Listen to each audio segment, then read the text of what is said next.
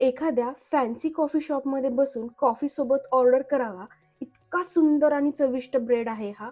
भरभरून स्टफिंग आहे. Bread eggless आणि सॉफ्ट आहे आणि त्याचबरोबर ह्या स्टफिंगमध्ये चीजसुद्धा आहे. रेसिपी मी लवकरच घेऊन येत आहे.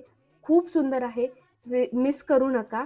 लवकर चॅनलला सबस्क्राईब करा आणि वाट पहा.